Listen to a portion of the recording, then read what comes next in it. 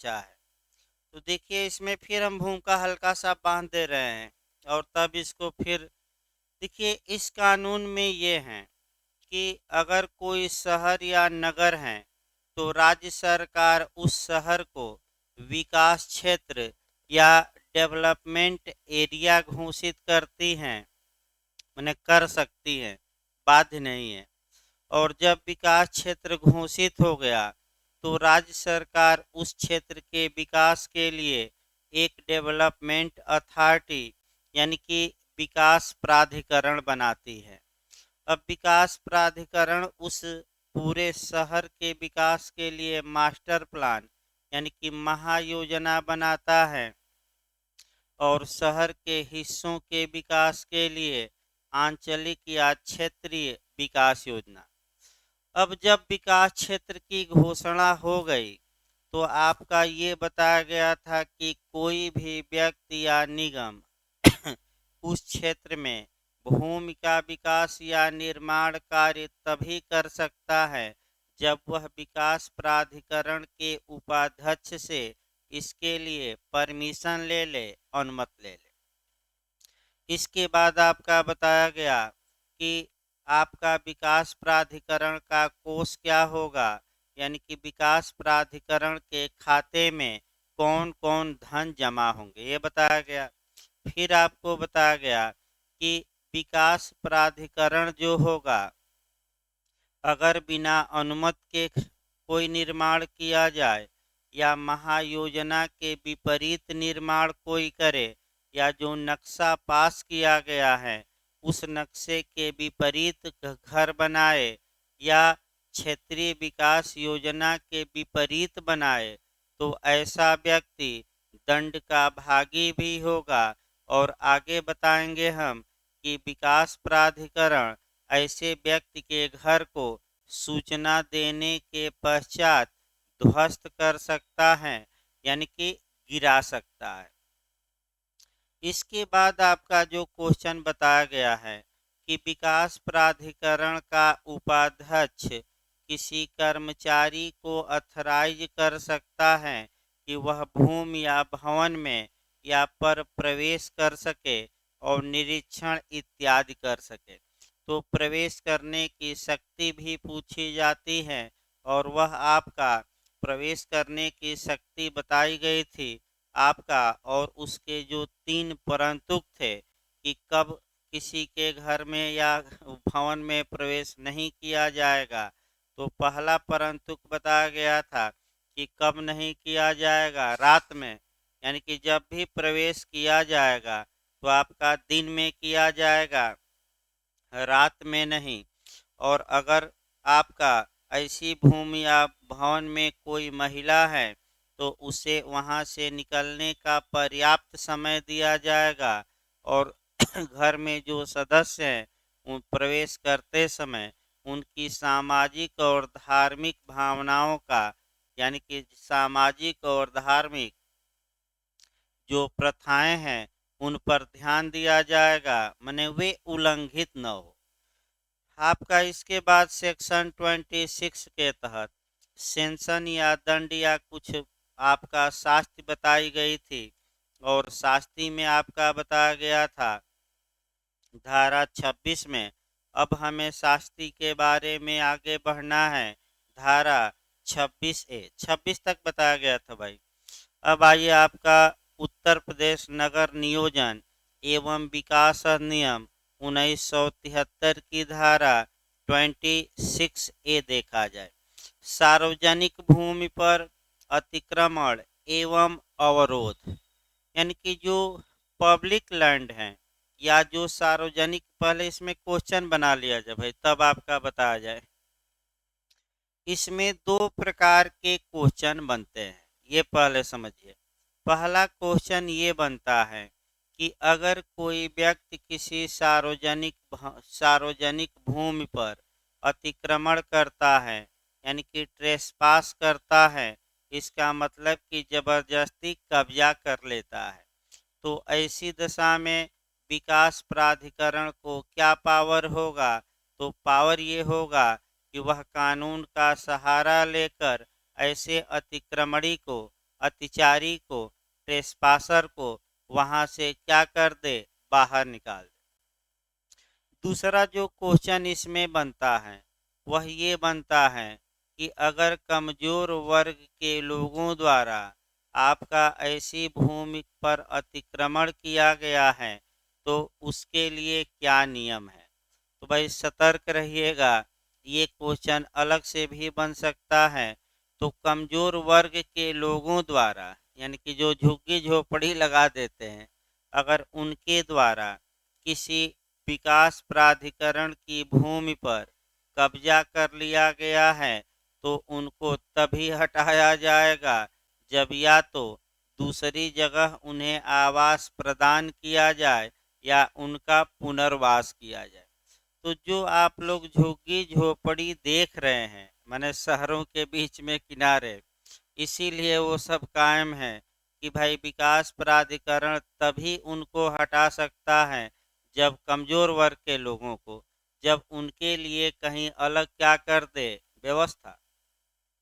और इसी प्रावधान के तहत जैसे ही झुग्गी झोपड़ी हटाने विकास प्राधिकरण जाता है तो उनकी ओर से जो मने लोग रहते हैं उनकी ओर से मुकदमा कर दिया जाता है, स्टे ले लिया जाता है कि हमारी पहले व्यवस्था करिए, हम कमजोर वर्ग के लोग हैं और तब हमें यहाँ से हटाइए। ये नियम आपका सेक्शन 26 ए में समाहित है। यानी कि सेक्शन 26 ए कई मायनों में महत्वपूर्ण है। तीसरा मायना ये देखना है कि अगर कोई व्यक्ति किसी सार्वजनिक भूमि पर अतिक्रमण या जबरदस्ती या अवैध रूप से कब्जा जमा ले तो वह दंड का भागी भी होगा। और दंड कितना मिलेगा इसमें स्पष्ट रूप से दिया गया है, 1 वर्ष तक का कारावास और जुर्माना जो 20,000 रुपया हो सकता है। यानी कि अतिक्रमण के लिए कितनी सजा है, 1 वर्ष तक का कारावास और जुर्माना अधिकतम कितना, 20,000। इन तीनों प्रावधानों को यानी कि सामान्य व्यक्ति द्वारा अतिक्रमण या कब्जा अवैध रूप से करना विकास प्राधिकरण की भूमि पर, फिर कमजोर वर्ग के लोगों द्वारा कब्जा और ऐसे कब्जेधारी को कितना दंड दिया जाएगा न्यायालय द्वारा, यानी कि मुकदमा चलेगा। और अगर सिद्ध हो गया कि ये विकास प्राधिकरण की जमीन पर अवैध रूप से कब्जा किया है तो दंड का भागी होगा कोर्ट द्वारा और 1 वर्ष तक का कारावास या 20,000 रुपया जुर्माना। इन्हीं प्रावधानों को 26 ए में अब बैरक से पढ़ना है, लेकिन जो सामान्य बातें बताई गई कम से कम उसको भी ध्यान में रखना है। ये नहीं कि सामान्य बातों से ही आधा आपका जो लिखेंगे इसी से कवर हो जाएगा। देखिए एक शब्द सह चला जाए भाई, 26 से भी काफी महत्वपूर्ण है। देखिए पहला क्लास देखिए, जो कोई किसी सार्वजनिक सड़क, मार्ग पर, नाली पर कार्य करने के सिवाय, इसका मतलब ये हुआ कि अगर कोई व्यक्ति सार्वजनिक सड़क पर अतिक्रमण किया है, मार्ग पर किया है, नाली पर किया है तो ऐसी दशा में धारा 26 ए लागू नहीं होगी।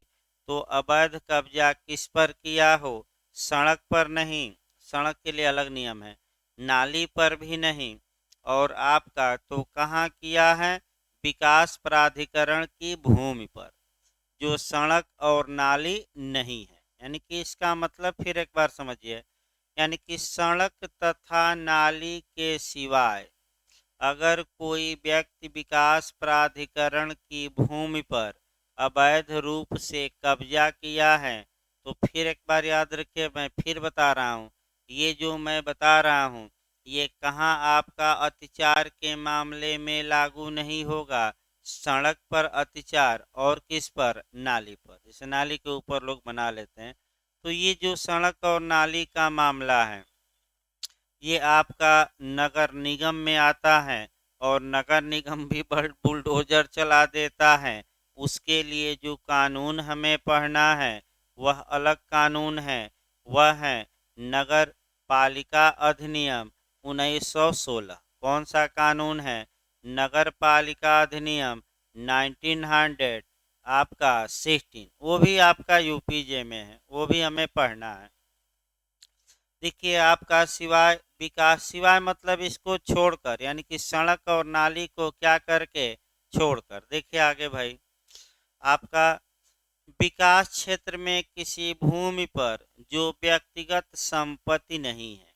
इसका मतलब ये हुआ कि विकास क्षेत्र में, विकास क्षेत्र का मतलब कि विकास क्षेत्र की घोषणा कौन करती है, बताया गया स्टेट गवर्नमेंट और सेक्शन 3 के तहत, यानी कि धारा 3 के तहत राज्य सरकार ने जिस क्षेत्र को विकास क्षेत्र घोषित किया है, उस क्षेत्र में किसी भूमि पर, अगला देखिए, जो व्यक्तिगत संपत्ति नहीं है। एक और पॉइंट इसमें आया कि जिस भूमि पर किसी व्यक्ति ने अतिचार या अतिक्रमण या अवैध कब्जा किया है, वह किसी व्यक्ति की पर्सनल प्रॉपर्टी नहीं है। यानी कि वह जो भूमि है, वह किसी व्यक्ति की व्यक्तिगत भूमि नहीं है, बल्कि किसकी भूमि है? विकास प्राधिकरण। देखिए 3-4 टेक्निकल पॉइंट आए, फिर मैं एक बार बता रहा हूँ। पहला पॉइंट ये आया कि जो धारा 26A का प्रावधान है, किसी सड़क या नाली पर अवैध कब्जे या अत्याचार के मामले में लागू नहीं होगा। तो लागू कब होगा? जबकि भूमि सार्वजनिक हो और वह भूमि जो है किसकी हो? किसी पर्सनल व्यक्ति की हो कि विकास प्राधिकरण की? विकास प्राधिकरण की, व्यक्तिगत न हो। टेक्निकल ये क्वेश्चन है, अगला देखिए। तो ऐसी दशा में कह सकते हैं कि ऐसा व्यक्ति दंड का भागी होगा।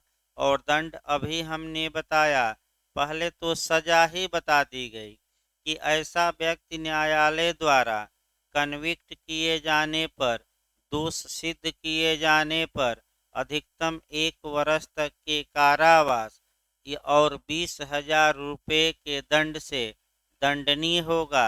ये पहला नियम है। यानी कि पहला जो पॉइंट है बता दिया जाए, आपका कह सकते हैं कि दंड से संबंधित है, अतिचारी को अभी हटाने से नहीं।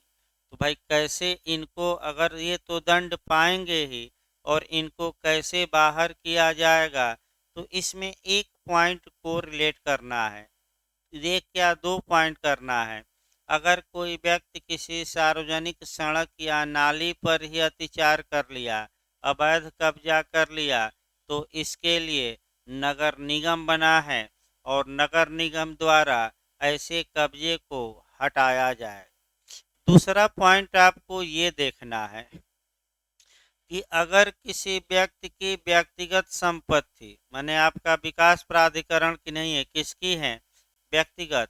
तो ऐसी दशा में अगर उस अत्याचारी को, यानी कि अगर किसी व्यक्ति की पर्सनल प्रॉपर्टी पर किसी ने इलीगल तरीके से पजेशन जमा लिया है, तो उस पजेशन वाले को कैसे हटाया जाएगा?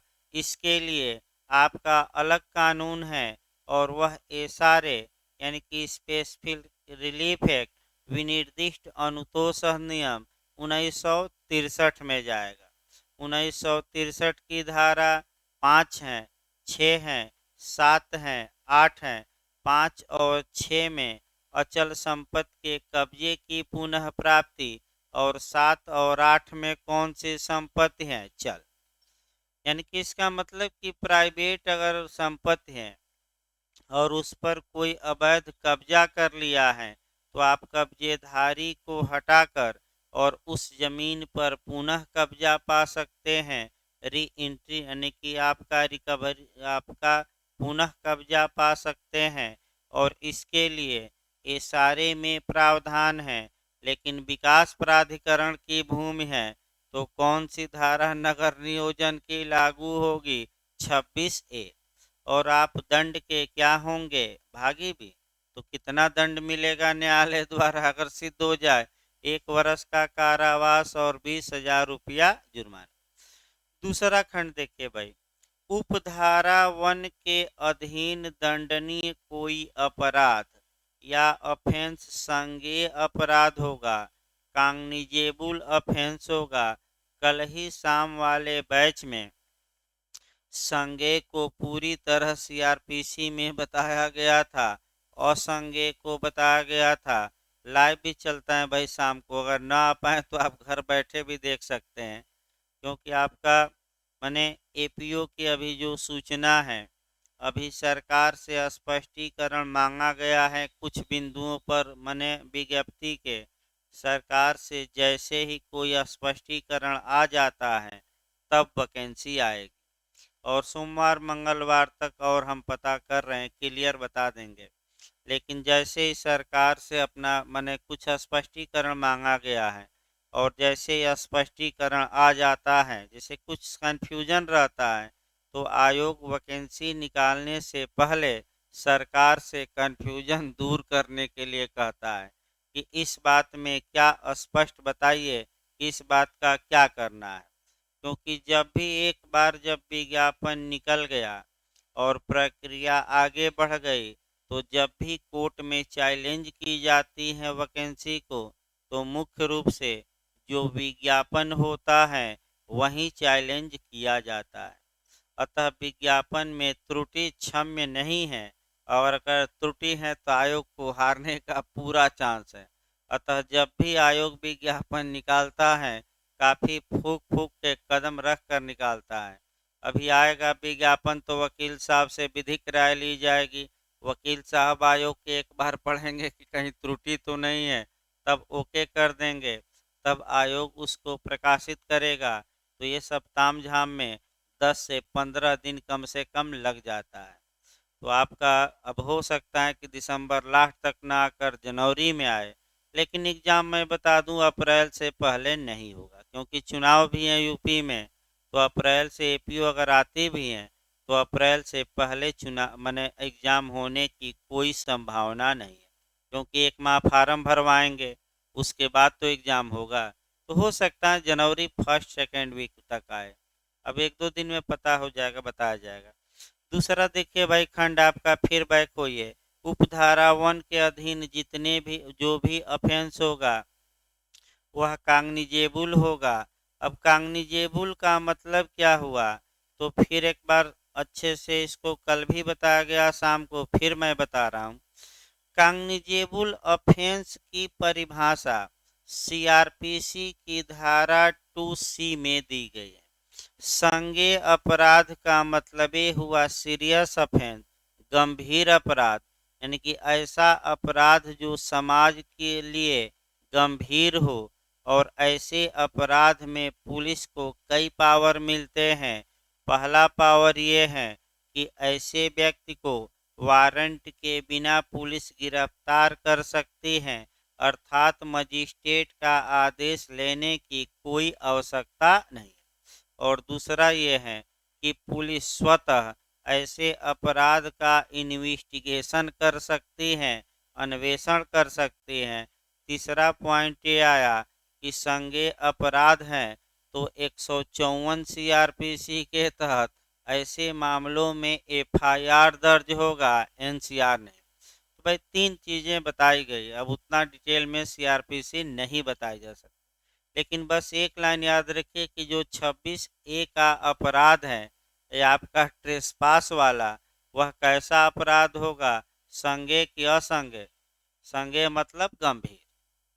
अगला देखिए तीसरा खंड देखिए, जो कोई किसी सार्वजनिक सड़क मार्ग पर, नाली पर कार्य करने या सार्वजनिक सड़क या सार्वजनिक स्थान पर ढेर लगाने के शुल्क के भुगतान पर ऐसी अवधि के दौरान जैसे अनुमति दी गई हो, भवन सामग्री रखने के सिवाय विकास क्षेत्र में किसी सड़क या भूमि में जो व्यक्तिगत संपत्ति नहीं है, चाहे ऐसी सड़क या भूमि प्राधिकरण की हो या न हो, अथवा प्राधिकरण में निहित हो या न हो, वह ऐसी अवधि के साधारण कारावास से जो 1 मास तक का हो सकेगा या ऐसे जुर्माने से जो 2,000 रुपये तक का हो सकेगा या दोनों से दंडित किया जाएगा।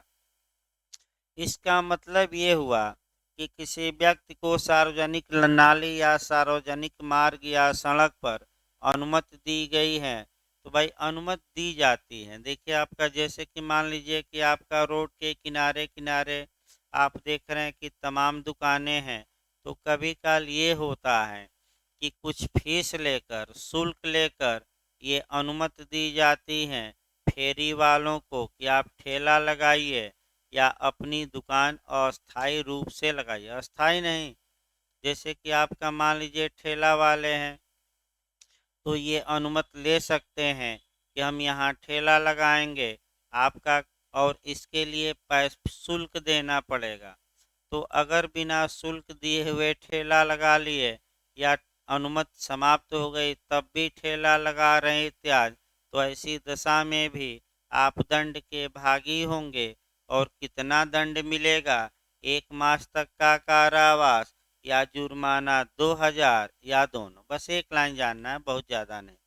अगला देखिए, यदि यह विश्वास करने के आधार हो कि किसी व्यक्ति ने उस विकास क्षेत्र में जो व्यक्तिगत संपत्ति नहीं है कोई अतिक्रमण या व्यवधान उत्पन्न किया है, यानी कि इसका मतलब कि कोई ट्रेसपास किया है या कोई बाधा उत्पन्न किया है।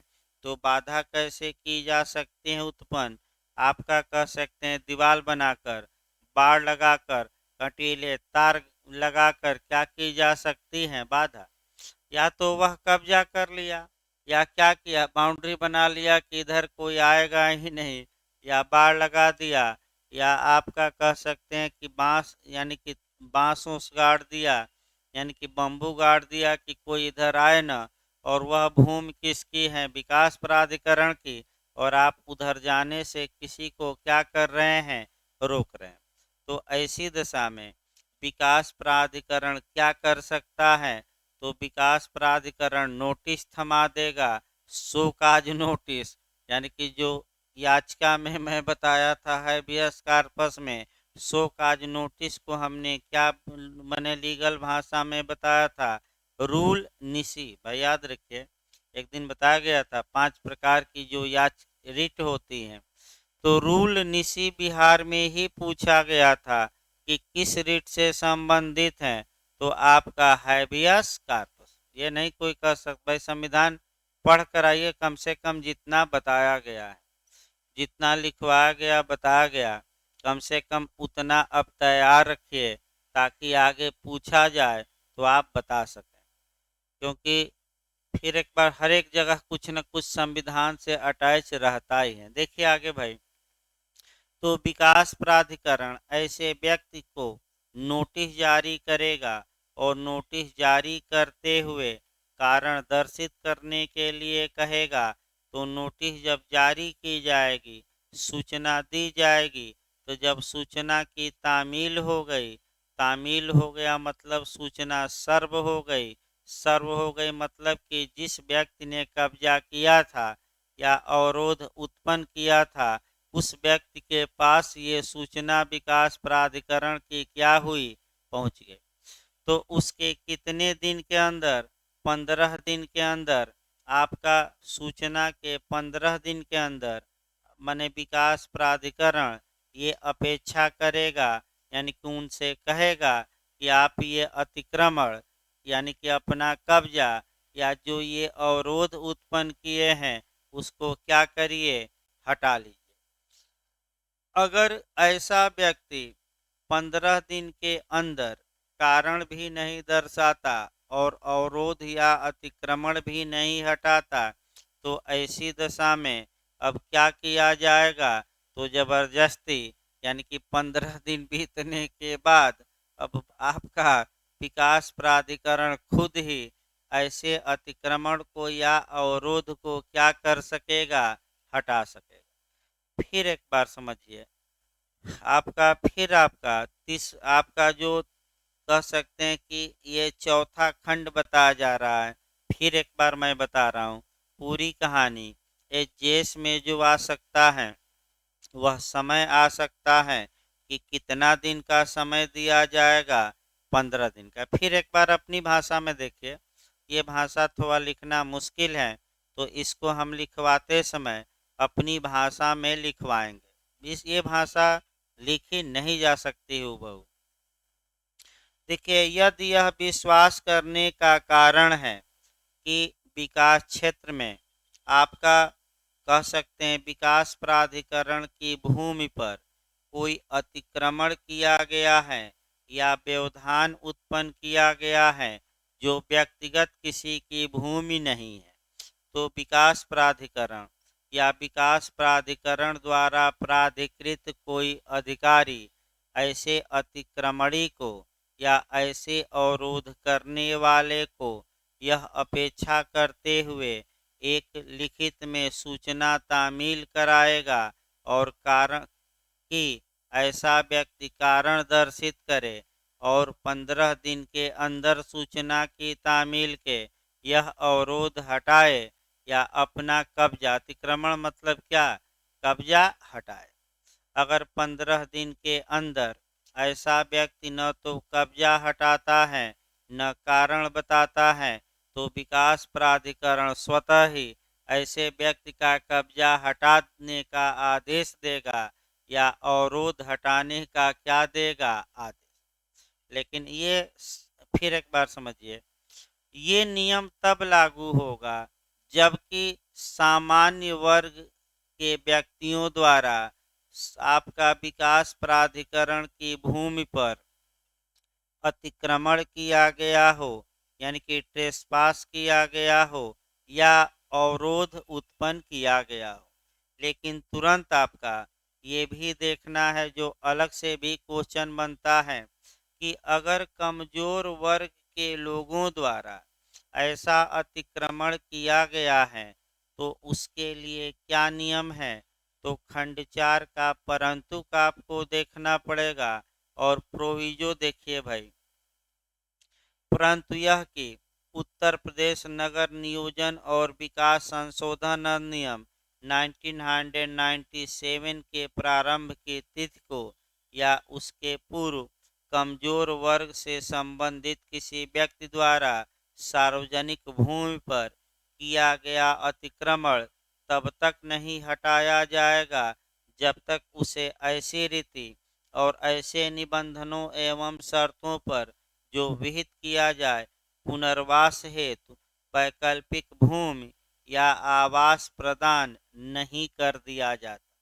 तो वहीं तो मैं पहले ही बताया कि अगर कमजोर वर्ग के, पूरा नहीं लिखना है, देखिए कैसे लिखना है, यदि कमजोर वर्ग के लोगों द्वारा सार्वजनिक भूमि पर अतिक्रमण किया गया है तो विकास प्राधिकरण द्वारा उनके अतिक्रमण को तब तक नहीं हटाया जाएगा जब तक कि ऐसे कमजोर वर्ग के लोगों का पुनर्वास न कर दिया जाए या अन्य जगह आवास उपलब्ध न करा दिया जाए। यानी कि ये जो नियम है ये कमजोर वर्गों के हित में है। जो लोग झुग्गी झोपड़ी में रहते हैं उनके लिए हैं। आप हर एक शहर में देख सकते हैं और बॉम्बे में भी देख सकते हैं, जो धारावी है वहाँ सबसे बड़ी झुग्गी झोपड़ी का शहर बसा है। लगभग 16-17 लाख लोग एक इलाके में झुग्गी झोपड़ी में ही रहते हैं और आज तक सरकार हटा नहीं पाई। क्यों? क्योंकि आपका हटाइए तो उसके पहले कमजोर वर्ग के लोग हैं तो उनकी क्या करिए, रहने की या पुनर्वास की व्यवस्था। भाई आप कहीं जगह दीजिए या मकान उपलब्ध कराइए, ये नियम है। तो सरकार भी हमेशा प्रयास करती रहती है कि लोगों के आवास की कमी न हो। सरकार तमाम योजना चला रही है, गाँवों में आवास मिल रहा है तो उसमें भी प्रधान जी कुछ न कुछ क्या कर रहे हैं, ले ही ले रहे हैं, यानी कि आवास के लिए पैसा। शहर में भी आवास है, प्रधानमंत्री आपका आवास योजना चल रही है, शहरों में भी तमाम बिल्डिंगें बन रही हैं, लेकिन उसका भी लाभ असली गरीब को न मिलकर जो गरीब में भी थोड़ा क्या है, उन्नत टाइप का है, वो लोग अपना गरीब दिखा के और उसका लाभ ले रहे हैं। तो यानी कि इसका मतलब कि जो वास्तव में व्यक्ति गरीब है, जो योजनाएं बनती हैं, ये सही बात है कि उस गरीब तक वे योजनाएं नहीं पहुंच रही। तो वास्तव में जो गरीब है, जो भीख मांग रहा है, भूखे मर रहा है, उन तक योजनाएं पहुंच ही नहीं रही हैं। क्यों? क्योंकि उन तक योजना लाभ हुए पा ही नहीं पा रहे हैं, क्योंकि वो जानते ही नहीं कि योजना चल रही है। वो तो प्रधान जी इत्यादि से मिलते हैं तब आपका कुछ होता है। अगला देखिए भाई, स्पष्टीकरण देखिए। इस धारा के प्रयोजनार्थ पद कमजोर वर्ग से संबंध व्यक्ति में कौन व्यक्ति आएगा? यानी कि इसका मतलब ये हुआ कि कमजोर वर्ग या कमजोर वर्ग का व्यक्ति किसे माना जाएगा। ये खंड 4 के परंतु के बाद जो एक्सप्लेशन दिया गया है उसमें स्पष्ट रूप से बताया गया है। तो देखिए कौन माना जाएगा। जिसका परिवार उत्तर प्रदेश नगर नियोजन और विकास अधिनियम 1997 की प्रारंभ की तिथि पर किसी नगर में, जैसा उत्तर प्रदेश नगर निगम अधिनियम 1959 में परिभाषित किया गया है, या किसी नगर पालिका क्षेत्र में आपका 1916 में जो नगर पालिका नियम है उसमें परिभाषित किया गया है, अचल संपत्ति धारण नहीं करता। इसका मतलब ये हुआ कि शहर में कमजोर वर्ग का व्यक्ति वह माना जाएगा जो उस शहर में कोई अचल संपत्ति धारण नहीं करता, यानी कि उसके नाम से उस शहर में कोई प्लाट या बिल्डिंग नहीं है। बस एक लाइन, उसके नाम से उस शहर में अचल नहीं, क्या हम बता रहे हैं, अचल, अचल मतलब मकान इत्यादि नहीं है। न तो उसके नाम से शहर में कहीं जमीन है, न मकान है, तो वह कमजोर वर्ग का व्यक्ति माना जाए। और जिसकी और भी, और का मतलब देखिए फिर एक बार समझिए। अगर बीच में और लिखा है, इसका मतलब ये हुआ कि केवल ऊपर के प्रावधान दिखा देने से नहीं होगा कि हमारे माने हमारे पास इस शहर में कोई अचल संपत्ति नहीं है। यह यही केवल दिखाने से नहीं होगा। और का मतलब ये हुआ कि दोनों चीजें एक साथ अप्लाई होनी चाहिए। यानी कि पहली बात, कमजोर वर्ग का वह अगर कोई व्यक्ति चाहता है कि उसे कमजोर वर्ग का व्यक्ति माना जाए, तो पहले तो ये दिखाएगा कि उस शहर में उसके पास कोई अचल संपत्ति नहीं है, उसके नाम से नहीं है। लेकिन केवल इतना दिखाने से ही नहीं होगा, एक और बात इसके साथ दिखानी होगी, अलग नहीं, उसके साथ और लगा है मतलब एंड का मतलब ये हुआ दोनों चीजें क्या होनी चाहिए, साथ। देखिए फिर एक बार याद रखिए, आर और एंड में कानून में बहुत बड़ा अंतर होता है, ये समझ लीजिए आज। अगर एंड लिखा है यानी कि दोनों बातों को एक साथ पूर्ति होनी चाहिए, और आर या अथवा या लिखा है यानी कि दोनों चीजों की एक साथ पूर्ति आवश्यक नहीं है। अगर एक की भी पूर्ति हो जाती है तो वह पर्याप्त माना जाएगा।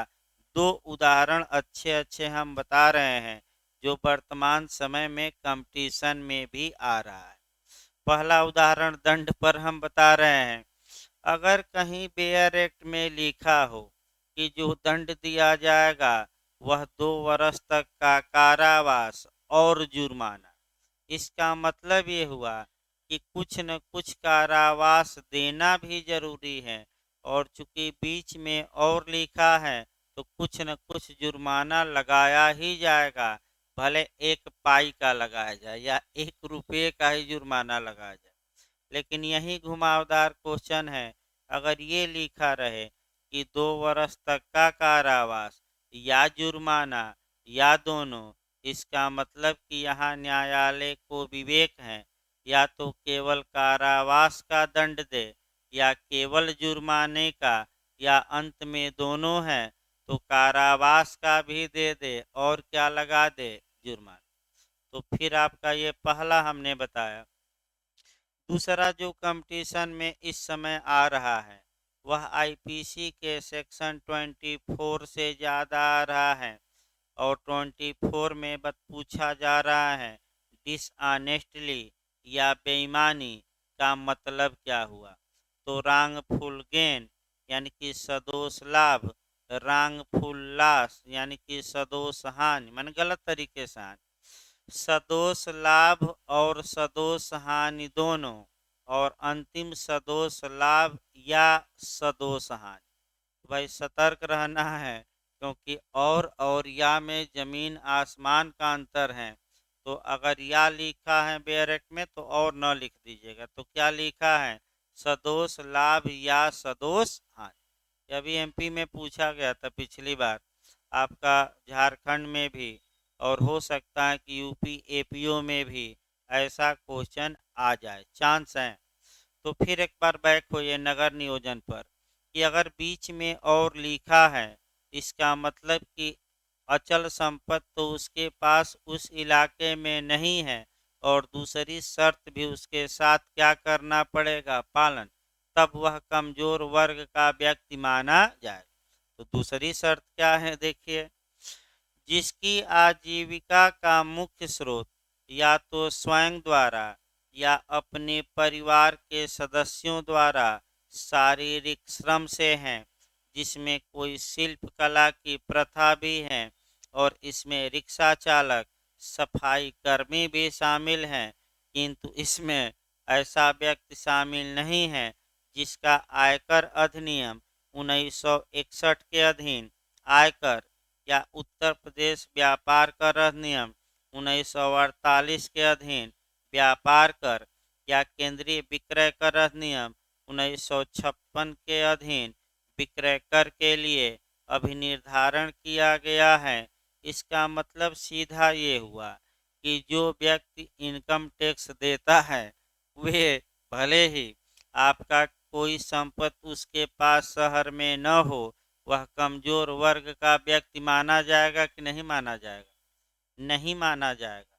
तो कमजोर वर्ग का व्यक्ति कौन माना जाएगा, जो इनकम टैक्स न देता हो, और आपका उसकी आजीविका यानी कि 2 जून की रोटी जो कहिए या भरण पोषण कहिए, उसका मुख्य स्रोत क्या है, या तो वह स्वयं श्रम करता है या अपने परिवार के सदस्यों द्वारा शारीरिक श्रम करने के कारण क्या पाता है, भोजन। तो शारीरिक श्रम में कौन कौन शामिल है, तो सफाई कर्मी शामिल हैं कि नहीं, शारीरिक श्रम करना है, जो ई रिक्शा चलाता हो या रिक्शा वो शामिल हैं कि नहीं है, और जो शिल्प कला यानी कि जो आपका मैंने तख्ता बना रहा है, जो आपका कह सकते हैं कि ये कापी किताब आप लोग रखते हैं, उसको क्या बोलते हैं भाई, हाँ स्टैंड जो बनाते हैं ना, हाँ हाँ वो बना रहा है, मैंने जो स्टैंड बनाते हैं, हाँ फर्नीचर इत्यादि, ये भी शिल्प कला, या जो कह सकते हैं कि मिट्टी के बर्तन पर शिल्पकारी करते हैं, तो ये लोग भी कमजोर वर्ग के लोग माने जाएंगे। फिर एक बार पूरा देखिए भाई, यानी कि आपको इतना लिखना नहीं, लिखना कैसे ये देखिए, कमजोर, फिर एक बार पूरा हम दोबारा बता रहे हैं, सार बता रहे हैं। सार का मतलब ये तो डायरेक्ट हम बताए, सार का मतलब कि जो आप लिख सकते हैं, यदि कमजोर वर्ग के लोगों द्वारा विकास प्राधिकरण अर्थात सार्वजनिक भूमि पर अतिक्रमण किया गया है, तो विकास प्राधिकरण द्वारा उन्हें ऐसे अतिक्रमण से तब तब तक नहीं हटाया जाएगा जब तक कि उनके पुनर्वास के लिए या उनके लिए आवास की व्यवस्था न कर दी जाए। ये आपका नियम है। कमजोर वर्ग का व्यक्ति वह माना जाएगा जो उस विकास क्षेत्र में कोई अचल संपत्ति धारण नहीं करता यानी कि उसके नाम से कोई इमूएबल प्रॉपर्टी नहीं, तथा उसकी आजीविका का मुख्य स्रोत, यानी कि जो वह कम खाता है उसका मुख्य स्रोत आपका कह सकते हैं कि शारीरिक श्रम है, चाहे वह स्वयं शारीरिक श्रम करके कमाता हो या उसके परिवार के लोगों द्वारा शारीरिक श्रम किया जाता है। शारीरिक श्रम में सफाई कर्मी भी आ जाएगा, शिल्पकार भी आ जाएगा और रिक्शा चलाने वाले भी ये शारीरिक श्रम करते हुए माने जाएंगे। और भी आ सकते हैं, लेकिन 3 उदाहरण हैं। और इसमें एक और बात, भले शारीरिक श्रम करता हो चाहे स्वयं या उसका परिवार के लोग, लेकिन टैक्स पेई न हो, यानी कि अगर आयकर अधिनियम चाहे केंद्रीय आयकर या जो भी हो, अगर वह टैक्स पेई है तो भले प्रॉपर्टी न हो, भले शारीरिक श्रम करता हो, मैं बता दूं वह कमजोर वर्ग का व्यक्ति नहीं माना जाए, टैक्स पेई न हो। तो 3 कानून है, वो तो अलग बात है। अगला ये खंड आपका इसी में यह स्पष्टीकरण का खंड 1 रहा। स्पष्टीकरण का खंड 2 देखा जाए, कमजोर वर्ग के व्यक्ति के संबंध में परिवार में कौन कौन शामिल माने जाएंगे, तो पति, पत्नी, अविवाहित अवयस्क बच्चे या वे दोनों अभिप्रेत हैं। यानी कि इसका मतलब ये हुआ कि पति पत्नी और अविवाहित अवयस्क बच्चे, यानी कि अगर आपका बच्चों का विवाह हो गया तो अब इस कानून के लिए वह परिवार के सदस्य नहीं माने जाएंगे, चाहे वे अविवाहित हो या विवाहित, अगर अवयस्क भी हैं तब भी। यानी कि कुल मिलाकर विवाह हो गया तो वह इस कानून के लिए परिवार का सदस्य माना जाएगा कि नहीं, नहीं माना जाएगा। देखिए, जो फैमिली या कुटुंब या परिवार की परिभाषा है वह तमाम कानूनों में आपको मिलेगी। आपका जब आप कह सकते हैं कि पढ़ेंगे, आपका हिंदू लॉ वहाँ भी मिलेगी। जब आपका उत्तर प्रदेश रेवेन्यू कोड यानी कि भू राजस्व संहिता आपका 2006 पढ़ाया जाएगा आगे, उसमें भी परिवार की परिभाषा मिलेगी। और जब आप कह सकते हैं कि और एक कानून है, देखिए नहीं आपका वह कानून देखिए याद नहीं आ रहा है, जिसमें कि आपका 12.5 एकड़ से अधिक जमीन एक व्यक्ति के पास नहीं होनी चाहिए। नहीं उसमें आपका नहीं नहीं वो अलग कानून है, उसमें अलग प्रावधान है कि एक व्यक्ति के पास उत्तर प्रदेश में जो कृषि भूमि हो आपका 12.5 एकड़ एकड़ से अधिक न हो, उसको क्या बोलते हैं देखिए। नहीं नहीं उसमें नहीं, अलग कानून है वो, अलग कानून है भाई। देखिए याद नहीं आ रहा है कानून, अब उसका याद नहीं आ रहा है तो क्या किया जाए उसके लिए, याद आएगा तो फिर बताया जाएगा, लेकिन हल्का सा मिस कर रहा है दिमाग से कानून का नाम, तो आगे हम बता देंगे। अगला देखिए भाई खंड 5 देखिए, पूर्वगामी उपबंधों में अंतर्विष्ट किसी बात के होते हुए भी, इसका इसका मतलब पहले समझिए। पूर्वगामी उपबंधों में किसी बात के होते हुए भी, इसका मतलब ये हुआ कि ऊपर 4 खंड अभी आप पढ़े हैं उसमें कुछ भी बात लिखी गई हो उससे मतलब नहीं है, 5वें खंड की बात हर हाल में क्या होगी, लागू। यानी कि जो 5वां क्लाज है वो ऊपर के चारों क्लाजों पर प्रिवेल करेगा। प्रिवेल करेगा मतलब अभिभावी होगा। जैसे कि कल भी उदाहरण बताया गया, एक बिहारी सब पे भारी, तो जो ये बिहारी एक है आपका क्लाज कौन सा 5, ये चारों ऊपर वालों पर क्या करेगा, अभिभावी होगा। अभिभावी मतलब लागू होगा उनके विपरीत जाकर। देखिए 5वां, पुरोगामी उपबंधों में अंतर्विष्ट किसी बात के होते हुए भी प्राधिकरण या इस निमित्त उसके द्वारा प्राधिकृत अधिकारी को उस कार्यवाही जैसे इस धारा में उपबंधित हैं के अतिरिक्त इस धारा में निर्दिष्ट भूमि पर पाई गई किसी संपत्ति या यथास्थिति ऐसी भूमि से जुड़ी हुई या ऐसी भूमि से जुड़ी किसी चीज से अस्थायी रूप से संलग्न संपत्ति को अभिगृहित या कुर्क करने की शक्ति होगी।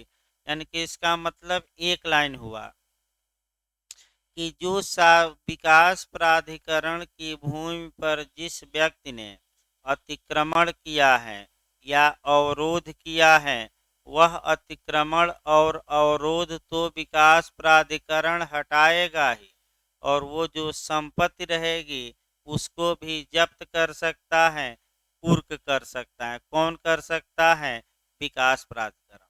यानी कि मान लीजिए कि ईंट ओट है तो सब हटा दिया, और ईंट ओट को क्या कर सकता है विकास प्राधिकरण? जब या कोई सामान है, तख्ता हो गया, जो आप ईंट से घेर कर तख्ता रख दिए थे, विकास कब्जा कर लिए थे, विकास प्राधिकरण ने सब दीवार वाल तोड़ दी, तो क्या ईंट और तख्ता को अपने कब्जे में ले सकता है कि नहीं विकास प्राधिकरण? कुर्क कर सकता है कि नहीं कब्जे में लेकर?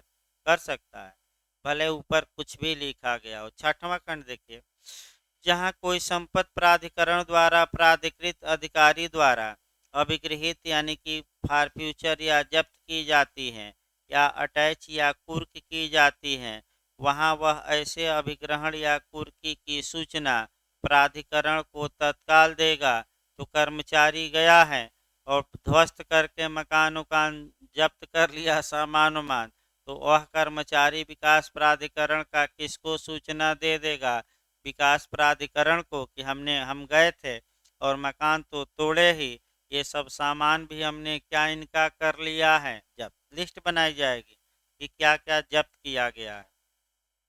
सातवां खंड देखिए, प्राधिकरण समापहरण की कार्यवाही के निष्कर्ष के लंबित रहने के दौरान अभिगृहित या कुर्क की गई संपत्ति की उचित अभिरक्षा के लिए ऐसा आदेश पारित कर सकेगा जैसा वह उचित समझे, और यदि संपत्ति शीघ्र और स्वाभाविक रूप से क्षय के अधीन है तो ऐसी दशा में आपका तत्काल बेचे जाने का क्या दिया जाएगा? आदेश। तो हर एक जगह ये नियम चलता है कि अगर संपत्ति लंबे समय तक रखी जा सकती है तो ठीक है, चाहे ये सीपीसी में हो, चाहे सीआरपीसी में हो या किसी भी कानून में। ये नियम बना लीजिए कि अगर संपत्ति जल्दी ही नष्ट हो सकती है, ज़्यादा दिनों तक सुरक्षित नहीं रखी जा सकती, तो उसे तत्काल बेचने का आदेश दिया जाता है। चाहे पुलिस एक्ट में हो, फिर मैं बता दूं, चाहे कोई भी कानून हो।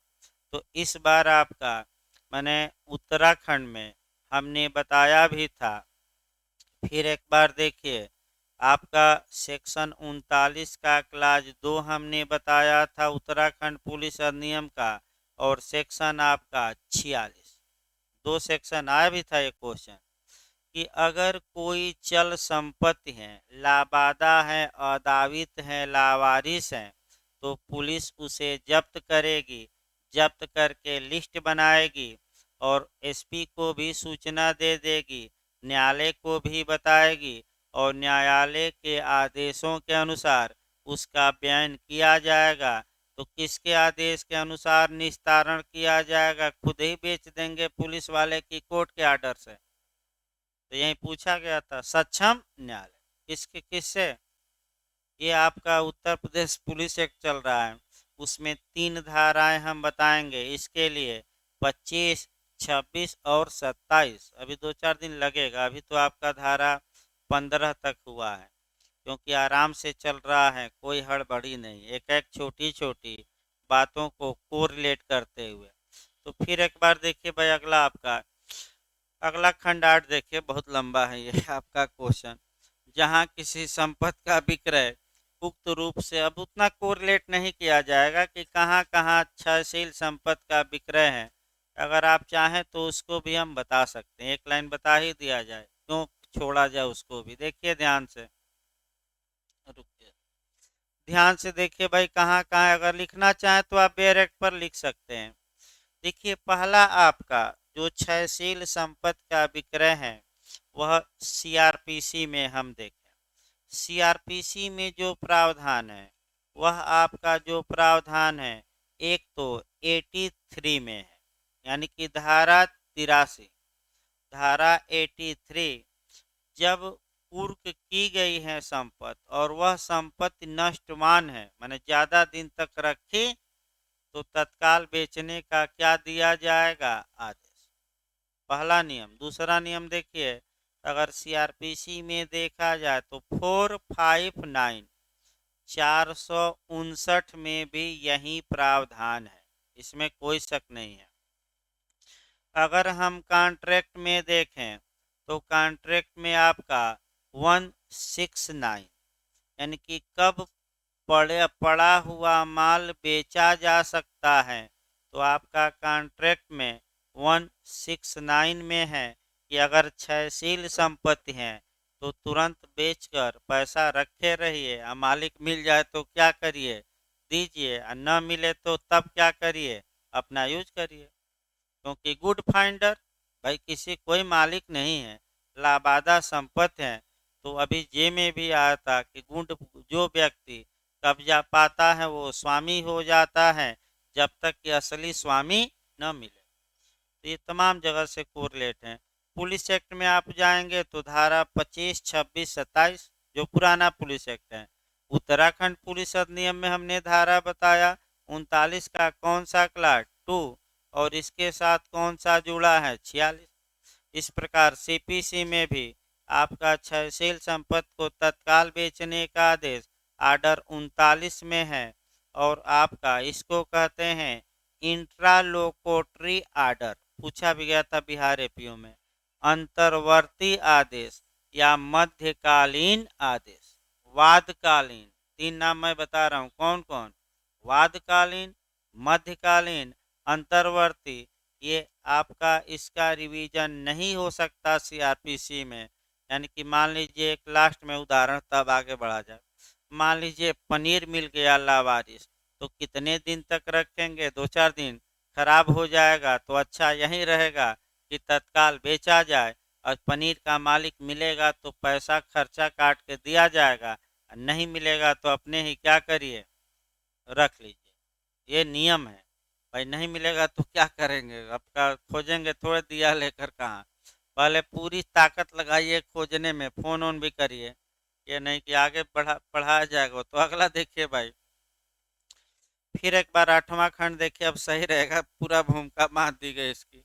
जहाँ किसी संपत्ति का विक्रय उक्त रूप में किया जाता है, वहाँ विक्रय आगम। विक्रय आगम न आए तो लिख लीजिए विक्रय से प्राप्त धन।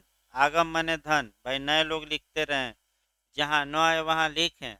आगम मने धन को ऐसे विक्रय के खर्च यदि कोई हो, और उससे संबंधित अन्य आनुषांगिक मने जुड़े हुए खर्च की कटौती करने के पश्चात, जहाँ समापहरण का आदेश अंततः प्राधिकरण द्वारा पारित नहीं किया गया है, या जहाँ अपील में पारित किया गया आदेश ऐसी अपेक्षा करता है का भुगतान उसके स्वामी या व्यक्ति को कर दिया जाएगा। इसका मतलब ये हुआ कि भाई जब्त किया गया सामान बेच दिया गया, क्षयशील था, तो पैसा रखा रहेगा। अगर अपील या इत्यादि में ये हुआ कि नहीं इनको वापस किया जाए, तो सामान अब वापस नहीं किया जाएगा। क्या किया जाएगा? पैसा। लेकिन उसमें से क्या काट लिया जाएगा? खर्चा। भाई खर्चा काटा जाएगा। अगला देखिए खंड 9 आपका, जहां किसी व्यक्ति का अभिग्रहण या कुर्क की उपधारा 5 के अधीन की जाती है, वहां प्राधिकरण ऐसी संपत्ति के समापहरण का आदेश देगा। यानी कि प्राधिकरण द्वारा समापहरण मने फॉर फ्यूचर या जब्ती का क्या दिया जाएगा? आदेश कि हम अपने पक्ष में इनकी सभी संपत्ति क्या करते हैं? जब 10वां खंड देखिए, किसी संपत्ति के समापहरण का कोई आदेश उपधारा 9 के अधीन तब तक नहीं किया जाएगा जब तक ऐसी संपत्ति के स्वामी या व्यक्ति को जिससे उसे अभिगृहित या कुर्क किया गया है, लिखित में उन आधारों को जिन पर संपत्ति का समापहरण करने का प्रपोजल किया जाता है सूचना देते हुए नोटिस, और समापहरण के आधार के विरुद्ध ऐसे उचित समय जैसा सूचना में विनिर्दिष्ट की जाए के भीतर प्रत्यावेदन देने का अवसर और मामले में सुने जाने का उपयुक्त अवसर नहीं प्रदान किया जाता है। यानी कि कुल मिलाकर जब जब्ती का आदेश प्राधिकरण देगा तो आडि अल्ट्रम पर्टम का पालन करेगा, यानी कि दूसरे पक्षकार को सूचित करेगा और उसे युक्त युक्त सुनवाई का पहले क्या देगा, मौका। यानी कि इसको कहते हैं कि प्राकृतिक न्याय का या नैसर्गिक न्याय का क्या करिए, पालन। 11वां देखिए, इस धारा के अधीन समापहरण का कोई आदेश किसी दंड को जिसके लिए तद द्वारा प्रभावित व्यक्ति अधिनियम के अधीन दायी हो सकेगा देने से निवारित नहीं करेगा। तो तुरंत आप लोग दंड बता दीजिए। पहले पॉइंट में सजा ही तो बताई गई कि अगर अगर किसी व्यक्ति की संपत्ति समपहृत या कुर्क कर ली गई है तो क्या वो दंड से बचेगा कि दंड दिया जाएगा? दिया जाएगा, ये तो अलग है भाई। तो दंड कितना मिलेगा? अतिक्रमण इत्यादि कर लिए हैं तो 20(1) में मैंने आपका सेक्शन 26(1) क्लास 1 में कितना बताया गया था? 1 वर्ष तक का कारावास और जुर्माना 20,000। तो दंड भी पाएगा, ये नहीं कि आपका। मैंने 12वां खंड देखिए, उपधारा 9 के अधीन दिए गए आदेश से व्यथित व्यक्ति उसको ऐसे आदेश की सूचना की तिथि से 1 मास के भीतर उसके विरुद्ध जिला न्यायाधीश के समक्ष अपील कर सकेगा। ये एचजेएस के लिए काफ़ी महत्वपूर्ण है, लेकिन एक लाइन आपको समझना है कि अगर फॉर फ्यूचर या जब्ती या समापहरण का आदेश विकास प्राधिकरण ने दिया है तो जो व्यक्ति व्यथित हैं, विक्टिम हैं, आहत हैं, यानी कि जिसकी संपत्ति क्या की गई है फॉर फ्यूचर, वह क्या कर सकता है? तो समापहरण के आदेश के 1 मास के अंदर कहाँ अपील इसके विरुद्ध कर सकता है? हाँ, आपका जिला न्यायाधीश यानी कि डीजे के पास, यानी कि डिस्ट्रिक्ट जज। याद रखिएगा, कहाँ अपील होगी कि रिवीजन होगा? अपील कहाँ अपील होगी? डीजे के पास। कितने माह के अंदर? 1 माह कब से गिना जाएगा? तो समापहरण का आदेश देने के तिथि से। अंतिम देखिए भाई, बहुत लंबा चल गया ये। ऐसी अपील पर अब जिला न्यायाधीश क्या कर सकते हैं? तो कुछ भी कर सकते हैं, उलट सकते हैं, बनाए रख सकते हैं या उपांतरित कर सकते हैं, सब कुछ तो पावर है। यानी कि डीजे क्या कर सकते हैं? तो सुनवाई का मौका देंगे और सुनवाई के बाद जो उचित हो फैसला देंगे। तो देखिए क्या क्या कर सकते हैं। ऐसी अपील पर जिला न्यायाधीश अपीलार्थी तथा प्रत्यर्थी को सुनवाई का अवसर देने के पश्चात ऐसे आदेश को जिसके विरुद्ध अपील की गई है, यानी कि जब्ती के आदेश, किसके विरुद्ध अपील की गई थी? जब्ती। अगला देखिए, पुष्टि कर सकता है। पुष्टि मने ओके। ओके मतलब विकास प्राधिकरण ने जो किया वह सही किया कि गलत आदेश दिया है? सही। अब आइए दूसरा देखिए, उपांतरण यानी कि मॉडिफाई। मॉडिफाई मतलब उसमें कुछ क्या कर सकते हैं डीजे साहब? बदलाव। या अपास्त कर सकता है। अपास्त का मतलब सेट एसाइड, अर्थात समापहरण के आदेश को रद्द कर देना। अपास्त मतलब क्या? सेट एसाइड, उलट देना, रद्द कर देना। अगला देखिए इसमें, और अपील लंबित रहने के दौरान ऐसे आदेश के प्रवर्तन को ऐसे निबंधनों पर यदि कोई हो स्थगित कर सकता है। यानी कि समापहरण की कार्यवाही पर स्टे लगा सकता है डीजे। कब तक स्टे लगा सकता है? जब तक कि जिला जज द्वारा इस अपील पर फैसला न दे दिया जाए। तो ये जिला जज को अधिकार हैं। तो इस प्रकार आपका 26 से हमें लगता है कि सबसे बड़ी धारा यही निकली अब तक की, यानी कि 2 क्वेश्चन के बराबर। वैसे 2 क्वेश्चन आता भी है क्योंकि कमजोर वर्ग का अलग आता है, सामान्य अलग आता है। तो भाई रेस्ट 15 मिनट का ब्रेक रहेगा भाई। आज 11:30 बजे तक ही क्लास चलेगी, कुछ कार्यों से जाना है तो आपका बता दिया जाए। 11:30 बजे तक हिला की क्लास चलेगी, फिर आपका जीएस 12 बजे से चलेगा। यानी साइंस की जो क्लास चलती हैं। तो अभी आपका कॉन्स्टिट्यूशन 1 घंटा चलेगा।